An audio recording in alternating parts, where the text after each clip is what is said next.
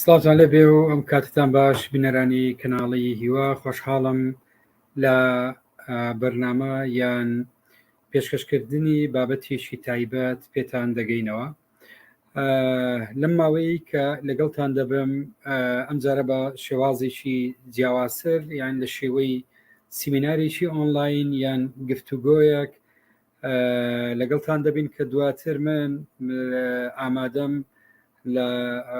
هەر تێبینی و هەر بەشداریەک هەبێت لە ڕێگای وەڵامدانەوە لەسەر لەو شوێنانەی کە و بەرنامەی بڵاوە بێتەوە لەسەر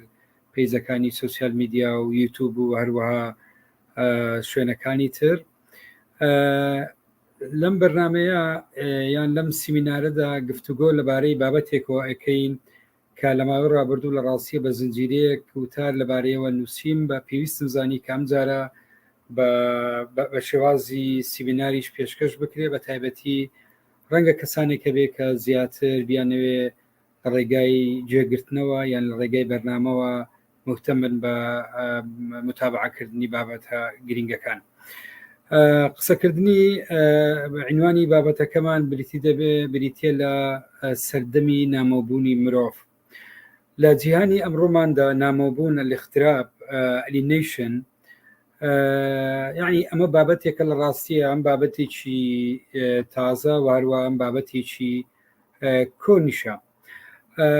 چەمچی نامۆبوون لەم ڕۆدا هەوڕۆدەم سەرەتا بە شێوەیەک لە شێوەکان قسە لەسەر ئەم چەمکە ڕاستەوخۆ پەیوەندی بکەم بە واقعی بارودۆخی ئەمڕۆمان ئەو بارودۆخی کە ئێستاتیاژین بۆ دواتر ڕەبتی بکەم بە ڕیشە مێژووی فکری فەلسەفیەکەی لە 200 سەدە زیاتر لە 200 سەدە بەر لە ئەمڕۆ. دیارە لە ئێستادا لە ینی پرسی نامۆبوون دەتوانین بڵن وەکو پەرچەمێک باڵی کێشاوە بەسەر پێگەی تاک و کۆمەڵ. نامۆبوون لە خودەوە بۆ گشت لە کارەوە بۆ خێزان و هەروەها لە فەزای گشتی ڕۆڵی تاک لە ژیانی سیاسی ئابووری کۆمەڵایەتی کولتوریەوە دەتوانین بە شێوەیەک لە شێوەکان بڵێن زۆرینەی زۆر لە دۆخی پێگەی بێکاریگەری و پەراوێزخراوی خۆی دەبێنێتەوە. هەنووکە لە هەموو ینی زیاتر لە هەموو کاتێک مرۆڤ هەست بۆ دەکات لە ژێربارێکی قوڕزدایە، هەست دەکات هێزێک شتێک لە دەروی خۆی حکمی بەسەردا دەکات. ئەم هێزە لە ڕەهەندی جیاجیا و ئامادەیی هەیە. ژیان بە جۆرێک لە قالب دراوە دەبێت بە ناچاری بچیتە ناو ئەم قالبەنەوە ئەم چوارچێوی کە داڕێژراوەیە. لەوەها دۆخێکە دەتوانین بڵێن ئەوەیە ساتی نامۆبوون یان بە جۆرێکی تر ئەو کاتەیە مرۆڤ ینی مرۆڤ تایدا هەست بە پچڕان بە بوونی بە پچڕان و بوونی هێزێک لە سەری خۆیەوە دەکات. لەم ڕۆدا ئەگەر هەندێک نمونە بینینەوە لە زۆرینەی ڕۆژهەڵاتیەکان بە ئومێدی دۆزینەوەی پێگەی ونبوویان پەنا دەبەنە بەرکۆچکردن بەرەو خۆرئاوا. گەنجان بە تایبەتی بەشێکی دانیشتوانی خۆرئاواش بە پێچەوەنەوە پێیان وایە ئەوە کۆچی خۆرهەڵاتیەکانە پێگە و بوونی ئەوان لە وڵاتی خۆیان لاواز و بێ کاریگەر دەکاتن. تەبەن ئەم لاوازیە هەم لە شوێنی کار و هەروەها لە فەزای ئەوێدا. لە ژێرگاریگەری گوتاری ڕاستڕەوی تونڕەوەکاندا ئێمە ڕۆژ لە دوای ڕۆژ گوتاری ڕق و کینە و ڕاسیزم و فاشیزم و جیاوازی ڕەگەزی لەم سەری دنیاوە بۆ ئەم سەری ڕێگای بۆ خۆش دەکەێت بۆ مانەوە دەتوانین بڵێن بۆ مانەوەیە لە چەقی بازنێکی دەراخراودا. لە جیهانی ئاینەکانیشدا بەڵێنی بوونی جیهانێکی تر و ژیانێکی تر لە دوای مردن بە جۆرێک لە زۆرەکان دەتوانین لەو ڕەهەندەوە بە دوای بگەڕێن وەک پارچەکردارێک لە بەرامبەر نامۆبوون لە ژیانی ڕاستەقینەدا. لە لای خۆشمان بەپی تازەترین ئەو ڕاپرسیانەی کە دەکرێت بە تایبەتی لە ماوەی ڕابردوو من لە وتارەکانیش چەندجار بە نمونەی هێناومەتەوە کۆمپانیای شکار بڵاوی کردێتەوە. زۆرینەی زۆری دانیشتوانی خەڵکی کوردستان پێیان وایە ئەوان هیچ ڕۆڵ و پێگەیەکیان لە ژیانی سیاسی ئابووری هەرێمدا نییە. هیچ شتێک بۆ ئەوان نییە. دۆخی نامەبوون زۆرینەی زۆری بەرەو ئاستێک بردووە ئەگەر بۆیان بگونجێت وڵات جێ دەهێڵن. لە وەڵامدا بەم شێوازە وەڵامی پرسیارەکانە دەنەوە کە دەتوانین بڵێن ئەم ڕێژەی ینی ڕێژەی وەڵامەکان لە 1970 زیاترە. ئەگەر پێش ینی نزیکەی 200دا بەهۆی نەزمی سەتای سەرمایهداری ئەو کاتەی خۆرئاوا کرێکار دەبۆ 12 تا ینی زیاتر لە 15 کاتژمێر کاری پێکرابێت ڕۆژ لە دوای ڕۆژ بەهای هێزی کاری لە دەستدا بێت یان لە ئاین لە کائینێکی زیندوی داهێنەرەوە ڕۆڵی کاڵایەکی ناو بازاڕی سەرمایهداری بۆ داتاشرابێت بەڵام لە دۆخی ژیانی خۆرهەڵات و وڵاتانی دەوروبەر لە سایی ئەوەی پێدەوترێ ئابووری ڕێعی یان ئابووری بەرخۆری خودی مرۆڤ و هێزی کارەکەی وەک کاڵایەکی ئەو پڕی بێبەها و بێکاریگەر لە شوێنی کار و سیستەمی سیاسی و ئابووری مامەڵەی پێدەکرێت ڕۆژ لە دوای ڕۆژیش بەهاکەی لە بەرامبەر کاڵای ڕاستەقینە لە دەست دەدات جگە لەوەنبوون و لاوازبوونی پێگەکەی تاعاان هەر یەکەیان بە جۆرێک لە جۆرەکان کۆیلەی خاوەنکار یان شوێنێکە ئەمە لە ماوەی ڕابردوو ئەمە دەتوانم ینی ئەمە تقریبان هینێک بوو لە ناو دووکەوەنە قسەی ئەو کرێکارانە بوو یان ئەو چەند کرێکارێک بوو کە لە ماوەی ڕابردوو لە نزیکەوە بینیانم وە لە یەکێک لە مارکێتەکان لە شاری هەولێر لە کاتی داگررتنی کەلوپەلەکە گوتیە هاوڕێکەی کە لەو کاتە من تەنیا لە ڕاستیە سەرنجێکمدا کە باسی بارودۆخ خۆیە کرد کە دەیوت ئێمە لە بارودۆخێک کاین هەریەکەیان گلەی لە دۆخی خۆیە کرد ئەوەی تر شوێنی کارەکەی باشتر بوو دواتر بە جۆرێک وەڵامی داوت یاریەکەمان بە جۆی لە زۆرەکان کۆیلەی خاوەن کارێکی ئەمە لە ڕاستیە دواتر بە ئاسایی تێپەڕووی چەند کارتۆنی شتری هەڵگرت من ئەوە سێریەکەم کرد بۆ من یعنی زۆر هیم بوو ینی یا ساتە وەختێکی زۆر تایبەت بوو کاتی ئەبینی کە ئینسان ئەتوانی بە وشیاریەوە تعبیر لە دۆخی ڕاستەقینەی خۆی بکات تەمان لە ئاستی گشتیدا ینی ئەگەر چەمچی نامەبوون ئێمە فراوانتر بکەین یان بە جۆی لە جۆرەکان ئێمە بیبەستینەوە بەو بارودۆخی کە لە ئاستی حکومڕانی لە ئاسی بارودۆخی کوردستانە هەیە دەبینن لەکن حزب حکومڕانەکان و بەشێکی زۆری ئۆپۆزیسیۆنەکانیش بەشداری سیاسی و کۆمەڵایەتی و ڕۆڵجێڕانەوە بۆ تاک و گشت تەنیا بریتە لە دەرفەتێک ئەوەی پێدەوترێ لە هەڵبژاردن لە 4 ساڵ جارێک هەڵبژاردن لە چەند خولەکێکدا بە ڕێگای بەشداریکردن لە سندوقی هەڵبژاردن بانگەشەی گەڕانەوەی پێگە و ڕۆڵ بۆ هاوڵاتیان دەکەن لە کاتێکە ئێمە ئەزانین بە هەر نرخێک بێت پێشتر زمینە پێداویستیەکانی مانەوەی خۆیان سۆگەر کردووە ئەگەر کار بگاتە ئەوەی ئەم ڕێگاش دەبێتە هۆی دەرێنانی بەڕەکە لەژەر قاچیان بێگومان ئێمە دەبینین وەکۆی ئێستا دەبینن کە هەموو دەرئەنجامی هەڵبژاردنەکان پێمان دەڵێن ئەوان شەرعیەتی ملیان لەدەستداوە بەڵام بە بیانی جۆرا جۆر ئەوان تەنانەت ئامادەنین هەڵبژاردنیش بکەن و ئەگەر سیر بکەیت چەقی ناکۆچی هێزە سیاسەکان لە باردۆخی ئەمڕۆی کوردستانە ناکۆچی زۆرینەی ئۆپۆزیسیۆن و هەروە ئیتلافی دەسەڵات بابەتێک نییە کە پەیوەندی بە ڕۆڵجێڕانەوە بۆ تاک بێ بەو بە دەستکاریکردنی ئەو دۆخە بێ لانی کەم ئەکتیفکردنی بەشداری سیاسی و ڕۆڵی تاک بێ لە ژیانی سیاسی یان قسەکردن بێ لەسەر مەسلەی بێکاری یان قسەکردن بێ لەسەر بیئەی ئیشکردن یان قسەکردن بێ لەسەر فشار دروستکردن و جێڕانەوەی لایانی کەمی مافەکانی کرێکاران و فەرمانبەران بێ کە پەیوەندی بە سیستەمی ئەم مۆدلە لە حکومڕان باڵێن حکومڕانیەوە هەیە بە پێچەوانەوە لەسەر شتی تر لەسەر شتی شکلی تر ئێمە دەبینین ئەمانە دەبنە ینی چوارچەوەی ناکوچیەکان کاتێک ئێمە دەبینین زۆرینەی زۆری دانیشتوان یاریمی کوردستان و عێراقیش بایکۆتی دوایین هەڵبژاردنەکانی پەرلەمان دەکەن لە ڕاستی دەتوانین وەک ئاماژەیەک پارچەکردداری و ساتەوەختێکی ینی بە پارچەکردداری ساتەوەختێکی مێژووی نامۆبوونی زۆرینە لێک بدەن زۆرینەیەک تێگەیشتووە پێگەبوونی ئەم سیستەمە بەم سیستەمە تەواو نامۆیە ئەم مۆدێلە لە بەڕێوەبردن بە جۆر لە جۆرەکان کاڵایەکە پڕ بە باڵای کەمینەیەکی ئەوەی پێدەوتێ ئۆلیگاریشی دارایی مارکز لە دقە ئابووری فەلسەفیەکانیدا باز لەوە دەکات ئامانجی مرۆڤ سربەستیە بەڵام نامۆیی ئەو ینی چەمچی نامۆیی بە ڕێگیری جەوهری گەیشتن بە سەربەستی دەبینیت لێرەدا هەوڵەدەین ئەمانە ینی کۆمەڵێک نمونە بوون لە سەرپرسی نامۆبوون و بەستنەوەی بە بارودۆخی ئەمڕۆماندا لێرەدا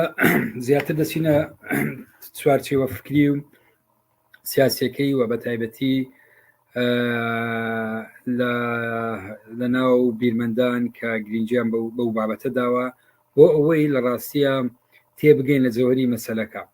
هەر لە ڕوانگەیەوە تەبعاً لە مێژوودا لەگەڵ دەست بە سەراگرتنی هۆیەکانی بەرەمێنان لەلایەن کەمینیەکەوە لەو کاتەوە پێگەی مرۆڤ و ڕۆڵ و وەزیفەی کارکردنی بە تەواوی دەستکاری کراو لە سروشتی خۆی دابڕێنرا.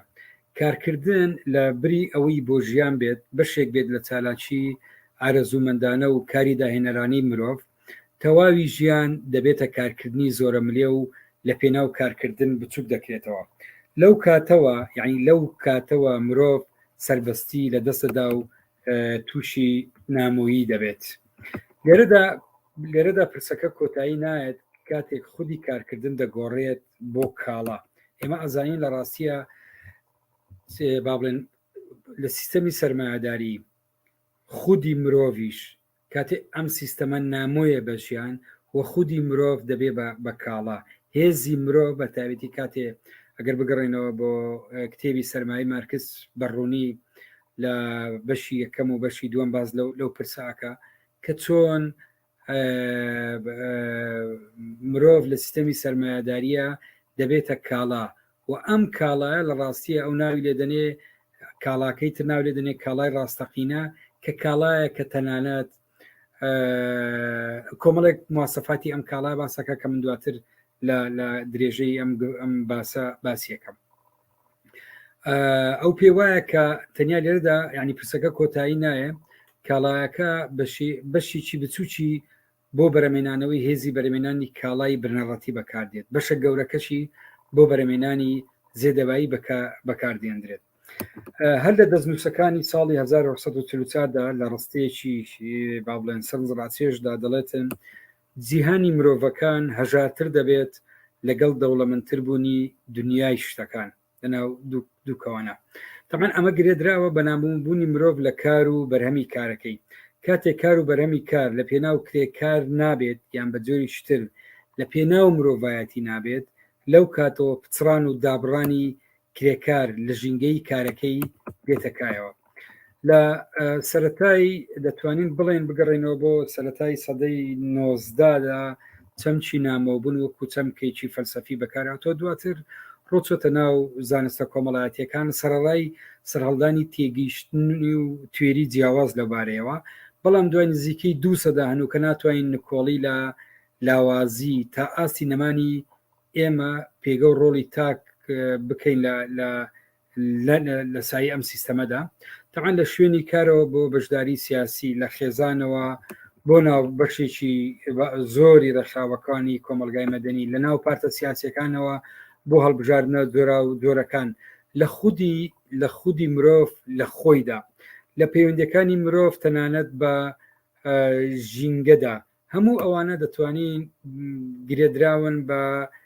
یعنی گرێ بدەین بە دەراوێشتەی سیستەمێک کە کڕۆکەکەی جەوهرەکەی دەگەڕێتەوە بۆ دەست بە سەراگرتنی هۆیەکانی بەرەمێنان و ژینگەی کار لە پێناو خولیای کۆکردنەوەی سامان و هێز لە دەستی کەمینەیەکدا. ئەندلس باسی ئەوە دەکات یەکەم هۆکاری بنچینەی کە ڕۆڵی هەبوو لە پەرەسەندنی مرۆڤ کار بووە. تەعاان کار لە ڕاستیە زۆرێک لە بیرمەندەکان تێگەیشتن لەسەر کار دەدەن کە کاریگەری چۆن کاریگەری لەسەر سروشتی ئینسان تەنانەت لەسەر زۆر بابەتی تر پەیوەند بە وشیاری مرۆڤ و پەیوەندی کۆمەڵایەتیەکان و گەشەسەندنی زمانی شەوێ. بە شێوازی تر کار بووە هۆی ئەوەی کە مرۆڤەکان کەرەسە دروست بکەن و دوارە تریش کەرەسە بووە هۆی ئەوەی کە مرۆڤەکان باشتر و چالاکتر کار بکەن و پەرەسەندنی کار و کەرەستەکانی پێویستی کۆکردنەوەی مرۆڤەکانی لە دەوری یەک زیاتر کرد. ئەمەش بۆ هۆی ئەوەی پەرەسەندنی ئەوەی پێدەوترێت زمان. هەر لێرەشەوە کۆمەڵی سەرەتایی مرۆڤ و کاری هەرەوزی دێتەکایەوە کار دوجار بە شێوەیەک ئافرێنەری خودی مرۆڤیشە وەکو مارکز لە کتێبی سەرمایە پرسی پشکوتی زمانی مرۆڤ وەک بەرئەنجامی بەرهەمی کۆمەڵایەتی لێکی دەداتەوە. کاتێک گۆڕانکاری بەسەر خاوەنددارێتیەکانی بەرەمێنان و پەیوەندی کۆمەڵایەتیەکان دێت بە دوای خۆیدا نامەوەی لە ئاستی خۆت مرۆڤ و کۆمەلگا و سروشتیش دروست دەبێت کە کڕۆک و ڕیشەی ئەوانی تریش بەسراوەتەوە بە نامۆیی لە شوێنی کاردا یان نامۆیی بە جۆری شتە لە ئەنجامی دەست بە سەراگرتنی هۆیەکانی بەرهەمێنان و ملکیەتی تایبەتدا. ئێمە لەم بەشەی خوارەوە بە تایبەتی هەوڵەدەین زیاتر ڕۆدەچینێنە ئەم کڕۆکە ماتریالیا مێژی و فەلسەفیە لە لای هیگڵەوە یان لەکن هیگڵەوە بۆ فیرباق لەویشەوە بۆ مارکس و دواتریش بەشێک لە ئەوەی لە لای قوتابخانەی فرانکفۆرتیەکان گفتوگۆ دەکەن. طبعاً پرسی نامۆبوون یعنی وەکو پرسێکی وەکو چەمک مەفهومێکی فەلسەفیە و چەندین بیرمەند لەو بارەیە بە میتۆد و توێری جیاواز دواون لە زانستە جۆراوجۆرەکان و لە زۆربەی ئاینەکان بۆ ئافلاتون و ڕۆسۆ و هیگڵ و فیرباق و مارکس و دواتریش لە زانستی ئەوی پێدەوتێت دەرونی بونگراییەوە. نامۆبوون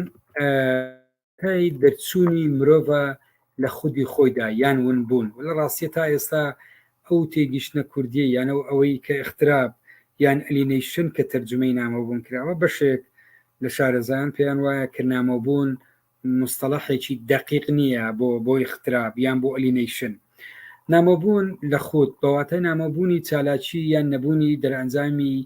مادی و ڕۆحی چالاکیەکانی مرۆڤە بە جۆرێک لە ململانی لەگەڵ بعوت لەگەڵ ڕەهەندی بوون. ئەنجامی بنیادە کۆمەڵاتیەکانە کاتێک مرۆڤ تێک دەشکێندرێتن و ناوەڕۆکە یان جەوهرە مرۆیەکەی لێداگیرەکەێت. لە ئاستی کۆمەڵایەتی ململانەیە لەگەڵ هێزی ئابووری و کۆمەڵایەتی سیاسی مانەوەیە وەکو بوونێکی بێکاریگەر و نامۆ. ئێستا ئێمە لە ڕاستیە سیستەمە سیاسیەکان لە ئاستی دنیا دەبینین ڕۆژ بە ڕۆژ حکوومەتەکان ئەم گاپەی هەیە ئەم بۆشایی هەیە گەورەترە بێ. هەمیشە ئێستا خەڵک حکوومەتەکان دەسەڵاتەکان بە هێزە ئەمنیەکان بە بەشێک لە دەسەڵاتی خۆی وەلەوە نبینە و دیعایی کە ئاکرێ لە ناو دووکەوە نام هەڵبژاردنەی بەم مۆدلی ئێستا هەیە هەڵبژاردن بەم شێوازەی کە ئێستا هەیە ئەم ئەوە سری ناکە ئەم سیستەمە لە ڕێگەی ئەوە شەرعیەتی وەرگرتە بێ بە پێچەوانەوە بەهێزێک لە سەری خۆیەوە تەمەشایدەکەەوە ئەو پێی وایە ئەو حکمی ئەوەکە بەبێ ئەو ڕۆڵی هەبێ لە شەرعیەت پێدانی ئەو بۆیە بەشێکی زۆری حکوومەتەکان ئێمە دەبینین لە ڕێگای لە هەندێک جار کە بارودۆخی زاتی مەوزوعی دروستە بێت لە ڕێگای ڕاپەڕینە جەماوەرەکانەوە یان کاتێ لە ڕێگای تەکنەلۆژیاوە یان لە ڕێگای زۆر باری تر کە خەڵک سەرکوت دەکرێت سەیرەکەن خەڵک دی ئەسان بایکۆتی هەڵبژاردنەکانەکە بەشداری نەکردن لە هەڵبژاردنەکان لە گەشە سەندی ترین وڵاتی ئەوروپا لە وڵاتانی ئەوروپا بگرا بۆ لای خۆمان نسبەکەی ئێستا ڕۆژ بە ڕۆژدا دەبەزێ. تەمان ئەمە لە ڕاستیە زلێکی گەورەیە لە بناگوێی ئەم سیستەمی سەرمایه‌داری و ئەم مۆدێلە لە دیموکراسی لە ڕاستیە چونکە لە ڕاستیە ئەمە دیموکراسی ئەگە بریتی نەبێت لە دیموکراسی کۆمەڵایەتی و دابینکردنی عەدالەت و یەکسانی دەبێتە شتێک نییە مەفهومێک نییە لە ڕاستیە دەبێتە ئەم جۆرە لە جەبەڕوت و لە سیستەمێکی ئۆلیگاریشی کە تەنیا ئیشی ڕێگا خۆشکردنە بەرهەمێنانەوەی هەمان مۆدێلی حکومڕانیە و ئەگەر لە 150 ساڵی ڕابردوش تەمەشا بکەین 200 ساڵی ڕابردوش تەمەشا بکەین ئەم مۆدێلە لە سیستەمی سیاسی و ئابووری ئەم مۆدێلە لە دیموکراسی سەرمایه‌دارەکانیان ڕاستە و خۆیان دەسەڵات بوونە و یاساکانیان بۆ خۆیان داڕشتووە بەشێکی زۆری یان غێر مباشر لەلایەن کۆمپانیەکانەوە ئیدارەی هەڵبژاردنەکان دراوە.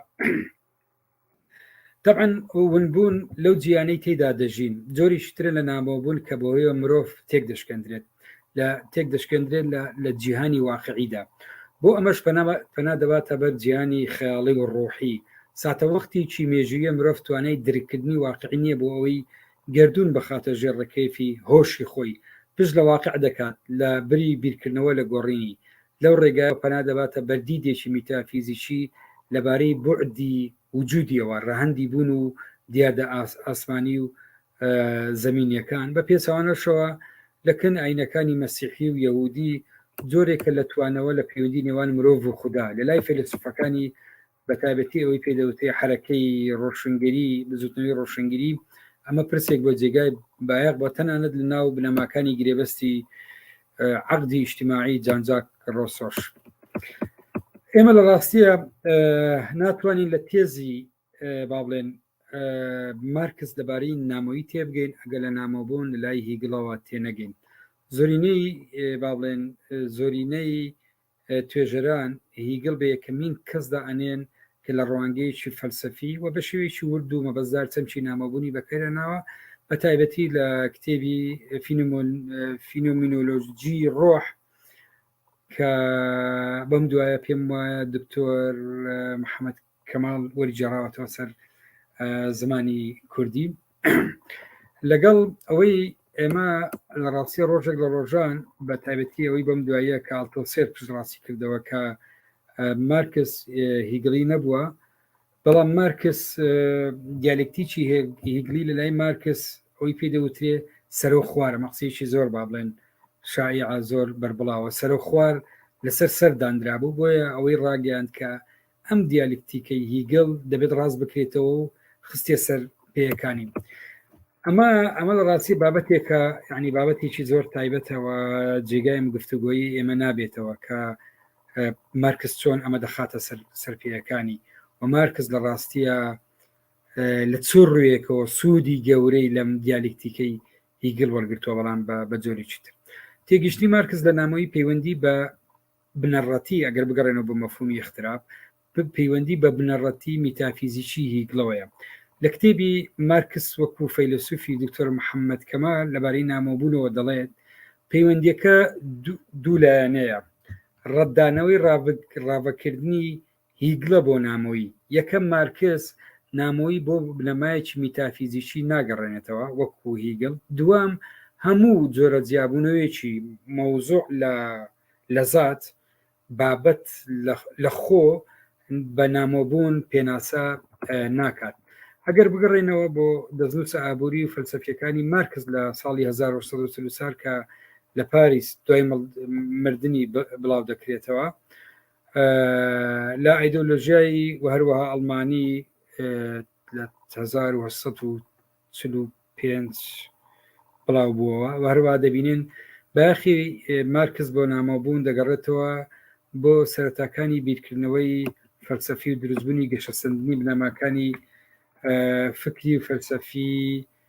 بە هەردوو بەشی ئەوەی دواتر ئەم چوارچەوەی بۆ داڕێژراوی پێدەوتێ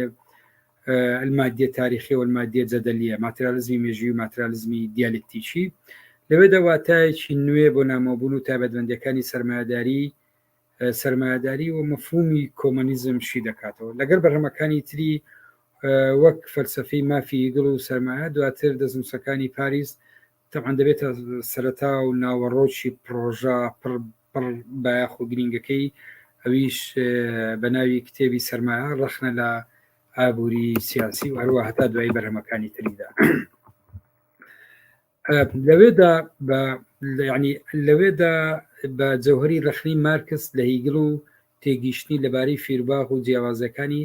دواتر تەطویر پێدان و پەرەپێدانی ئەم چەمکە نامەبوون ئاشنا دەبین بنەمای ڕەخنی مارکس لە هیگڵ پەیوەندی بە بنەمای میتافیزیکی ئایدیالیستانی هیگڵ و بە تایبەتی بیرۆکەی هۆشی ڕەهایە لە لای هیگڵ کە لە بیرکردنەوەی هۆشی ڕەهاوە سەرچاوە گرتووە لەو ڕوانگەیەشەوە ڕەخنی مارکس لە فەلسەفەی هیگڵ لەم خاڵەوەیە هەوڵدانە بۆ هەڵوەشانەوەی فەلسەفەی ئایدیالیزم و خۆگەرایی هیگڵ لەسەر ئەم بنەمایشدا هیگڵ باسی نامۆبین وەکو دیاردەیەکی مرۆیی ناکات بەڵکو بە دیابوونەوەی بابەتی بیرکردنەوە لە هۆشی ڕەها دایدەنێت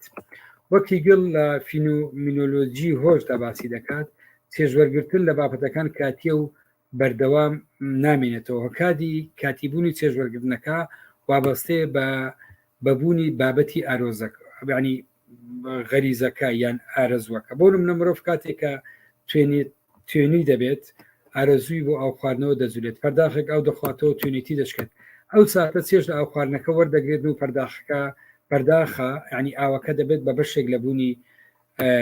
ئەو تەمان ئەو هەڵوێستی ئاگامەندی بەرامبەر بە ئاگامەندیی دیکە یان مرۆڤێکی دیکە لە لای هیگڵ ئەمە دەبێتە سەرەتای مێژووی مرۆڤایەتی و هەروەها چەسانەوەی مرۆڤ بە دەستی مرۆڤ و بە تایبەتی ئەوەی پێدەوترێ سەرهەڵدانی دیالکتیکی کۆیلە و ساحب ینی کۆیلە و خاوەن کۆیلە لێرەدا ئێمە بەر کاتیگۆریە فەلسفەکەی مارکس دەکەوین کە ئەم کاتیگۆریەی مارکس بیردۆزی نامۆیی چینی کرێکاری لەسەر دامەزران تێگەشتنی هێگڵ لە نامەوەی تەبعاً هەڵوێستێکی ئەرێنی توێریە بەڵام لەکرد مارکس هەڵوێستێکی پراکتیکی ئەخلاقی بابەتێکی نەرێنیە نامۆبوون لە دیاردەیەکی فەلسەفی میتافیزیکیەوە هەروەک لای هێگڵوا بوو مارکس دەیگۆڕێت و گرەی دەداتەوە بە دیاردەیەکی مێژویی وەک دەرئەنجامی جۆرێکی دیاریکراو لە پەیوەندی کۆمەڵایەتی ئابووری و لە سەردەمی سیستەمی سەرمایه‌داری کە پەیوەندیی نامرۆیانەیە کە بە ئینگلیزیەکەی پێدەوتێ دیهومانیزیشن بەپێی ئەم میتۆدا نامەبوون لەسەر هەموو ئەسەکانی ژیان لەسەر زەوی و لە ئاسمان لە کای سیاسی و فەلسفی دینیەوە بۆ ژیانی ئابووری و لە ئاستی خودیەوە دەگەڕێتەوە بۆ شێوازی بەرەمێنانی سەرمایه‌داری واتە بۆ ئەم سیستەمە کە ئەم سیستەمە نامۆیە کە ئەم سیستەمە سیستەمێکی نائینسانیە ئەو بە مانای گرنگجی پێنەدانی تەمان شێوەکانی تری نامۆی نییە بەڵکو بە مانای گرێدانی نامەبوونە بە دیاردیوشی فراوان و گەورەتری سیستەمی ئابووری بە مانایکی تر ناتوانین لە جەوهری نامەبوون تێبگەین ئەگەر ڕەلەخنەگرتن و تێگەیشتن لە ئابووری سیاسی سەرمایه‌داری و بنەماکانی بەرەمێنان و هەروەها جۆری پەیوەندی نامرۆیانی ناوکۆی ئەم سیستەمە تێنەگەین کاتێک لەم شێوە سیستەمەدا ناسنامە و هەروە فکری مرۆڤیش ڕوبەڕووی جۆرێک لە شێواندن ترازاندن دەبێتەوە ڕەنگە پرسیارێک لای خوێنەر بێتە پێش کە من ڕاستیە لە وتارەکەشمە بۆسی ئەوەی یەکەم ئەویش ئەوەیە بۆچی دوای ئەم مێژوە دوور و درێژە دەبێت جاریشتر بگەڕێنەوە بۆ کارل مارکس بۆچی دوای ئەزمونکردنی شۆڕشی ئۆکتۆبەر و سەردەمی دوایەوەتەکان و ئێستاش هەندێک جار سەردەمی ڕەواجی بانگەوازی کۆتایی مێژوو و کۆتایی ئایدۆلۆژیەکان سەردەمی ململانی شارستانیەکان بە قەولی لیبراڵەکان و ئەوانی تر بۆچی دەبێت بۆ بگەڕێنەوە بۆ کلاسیکیاتی مارکسی یان فکری سۆسیالیستی لێرەدا لە ڕاستیە هەوڵە دەن زیاتر ڕۆبچینە ناو ئەم چەمکە لە یعنی شەنوکەوی هەندێک لەم پرسیارانە واروە باردۆخی هەنووکەیمان بکەین ئەگەر قسە بێ لەسەر با بڵێن لەسەر ڕەهەندی کارکردن بکەین کە بابەتێکی زۆر گرینگە بە تایبەتی لە زانایانی ئابووری سیاسی دەڵێن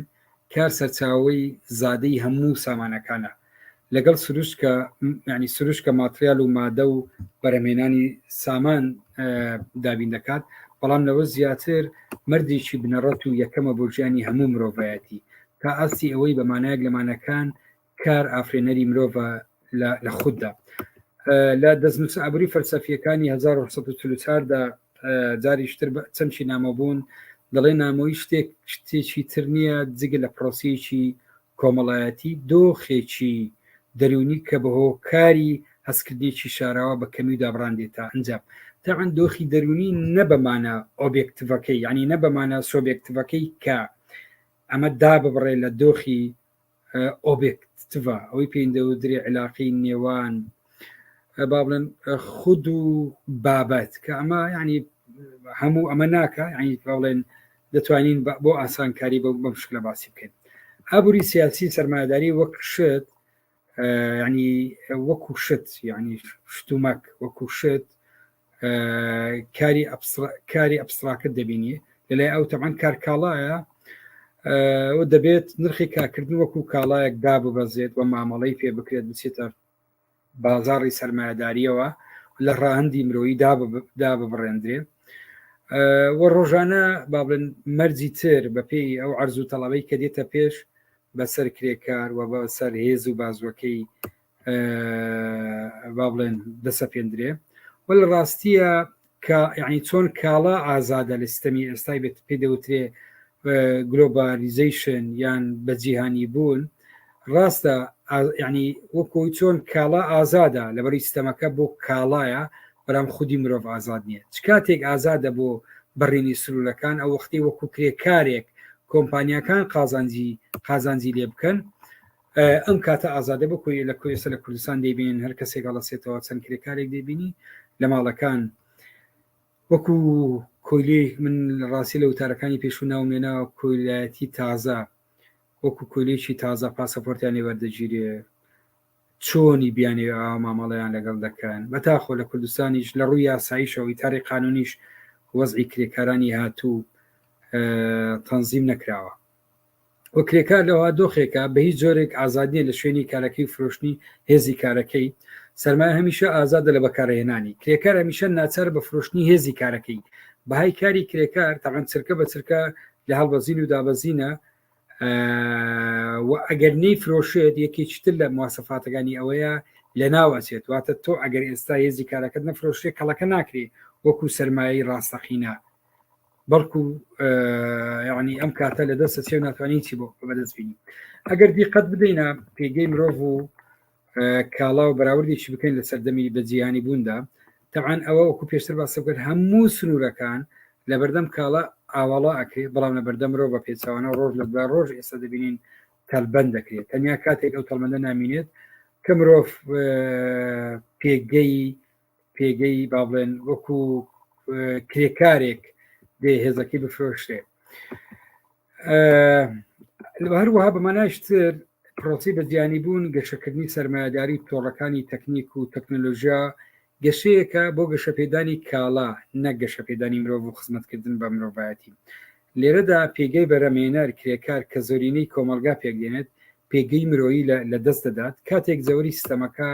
گۆڕینی هەموو شتێک دەبێت بۆ کاڵا و دەست بەسەراگرتنی کاڵاش تەنیا میکانزمێکە بۆ کەڵەکەکردنی سامان و قازانج لە دەستی چەند کەسانێک وە کەمینێک بەمانە هەبرمازیەکەی تۆڕەکانی ئەگەر بە تایبەتی سیر بکەین دواتر وڵەدەم لە بەشی ئەمە زیاتر قسە لە سەرم تێگەشتنی هەبرماز بکەم ئەزموگراییە نوێەکانی زانستی مرۆیی و زانستی مرۆڤناسی ئاماژە بە باریکی هارمۆنی لە نێوان مرۆڤ و سروش دەدەن لە نێوان مرۆڤ و باڵێن جیهانی دەوروبەر لە مرۆڤ و کارەکەیدا کە لە شەوی بە تایبەتی ئەوان کە باسی ژیانە سەرەتاییەکان وەکو ڕاوشکاری و بەرچینی درەخت و شوانکاری و کشت و کاڵە سەرەتاییەکان و ئەوی پێدەوترێت جێگرەوە دیرینەکان و ڕۆژانەی کە مرۆڤ و سروش لە یەکدیدا نەبڕابوون بەڵکو ئاژەڵەکان بەشێک بوون لە کۆمەڵەکانیان بەڵام دوای ئەوەی کە چالاکیەکانی مرۆڤ گەیشتەوە ئاستەی خۆی لە پڕکردنەوەی پێداویستەکانی تێپەڕان بۆ شتێکی دیکە لەو کاتەوە دەست پێ دەکاتن ئەمەش بوو بەهۆی سەرڵدانی نامۆیی لە کارەکەی و لە سایی کۆمەلگای پیشەسازی دابشکردنی کار و هاتنە ناوی ئامێر و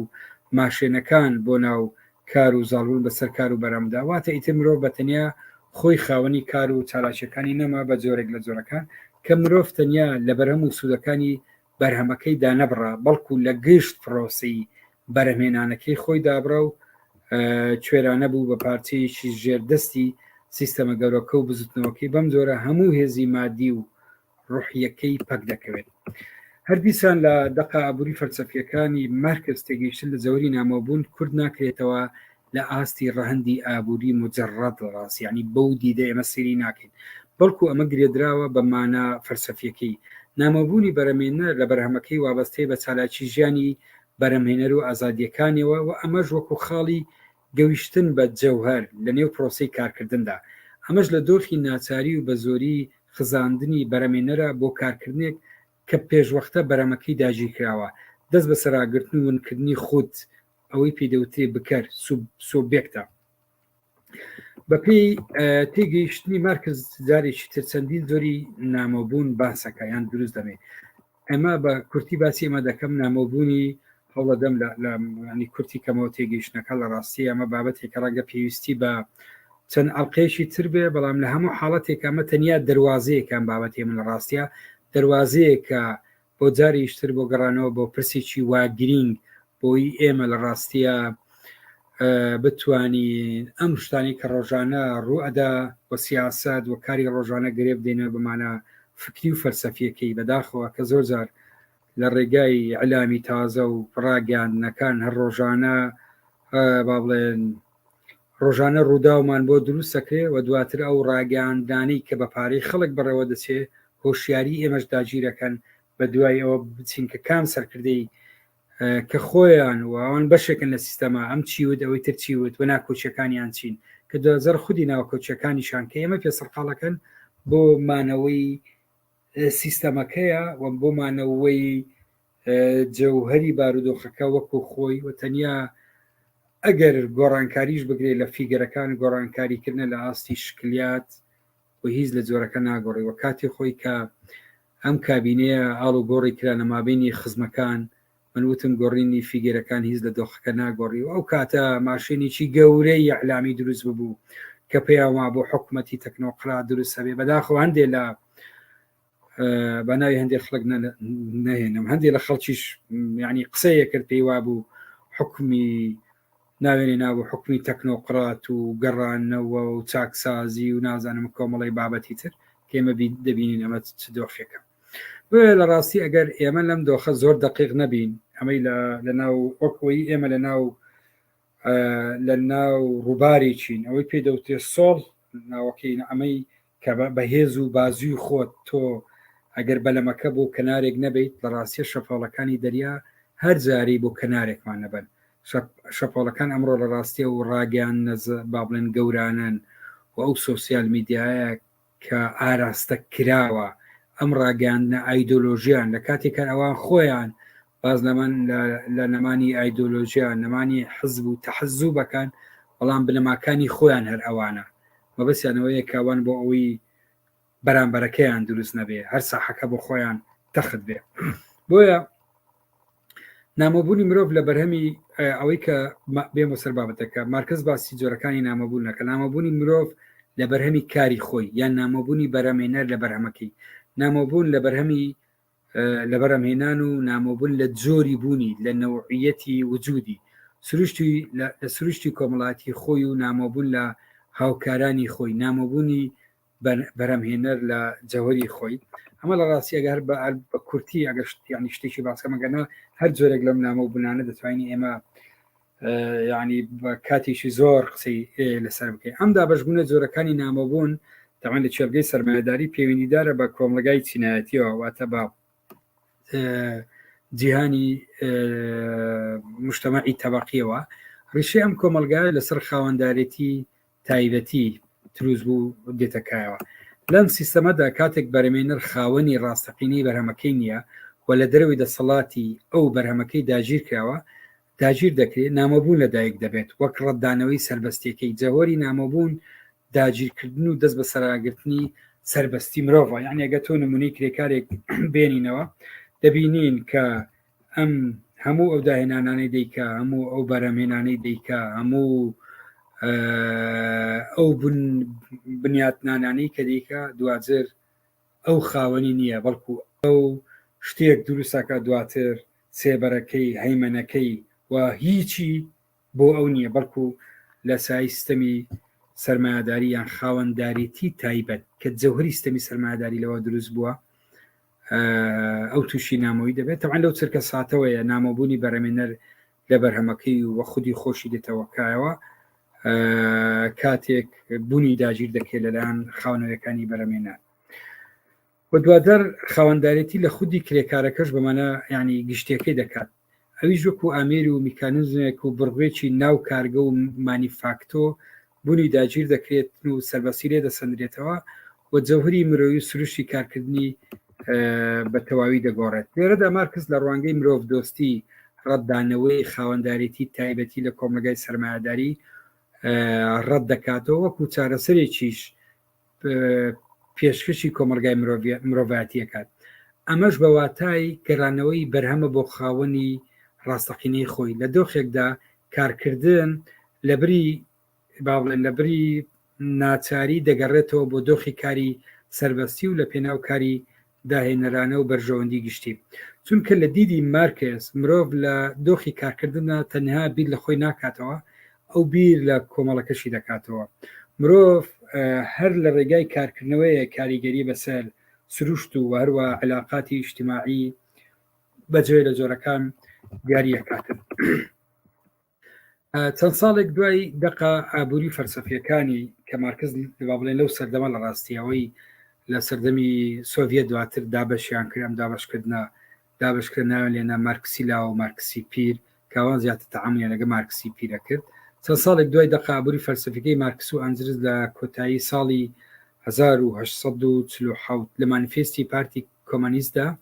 هەڵوەشانەوەی خاوەندارێتی تایبەتی وەکو مەرجی بنەڕەتی هەڵوەشانەوەی ستەمی سەرمایهداری مارکس دیاری دەکات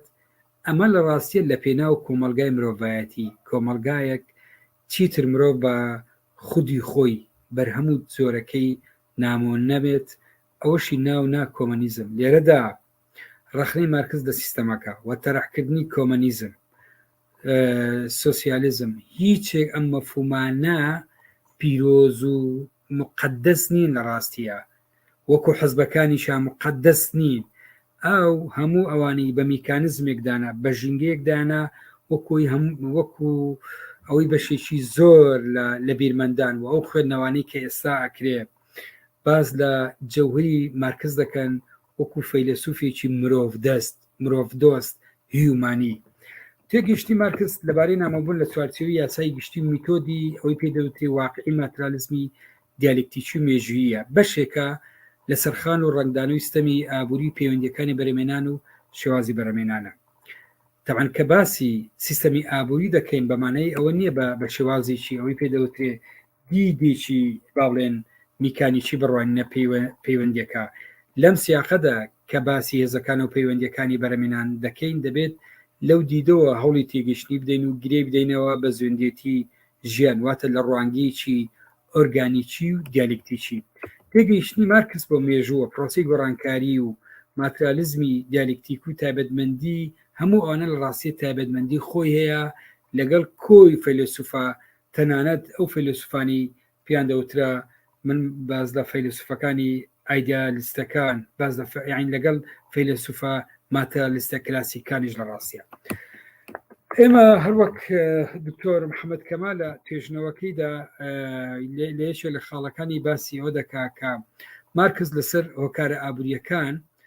ژێرخانی بۆ گۆڕانی سیستەمی ئابووری کۆمەڵایەتی دەدوێت ینی بالفەرمام تێگەیشتنە ڕاستە بەڵام ڕاویەکی میکانیکی و ناچارەکی بە ڕۆڵی هۆکارەکان بەسەر هۆکردەوەکانەوە ناکات ئەمە تێگەیشتنێکە لە ڕاستیە لەباری علاقەی نێوان سەرخان و ژێرخانە ئەمە بابەتێکی ینی تایبەتە بەداخەوە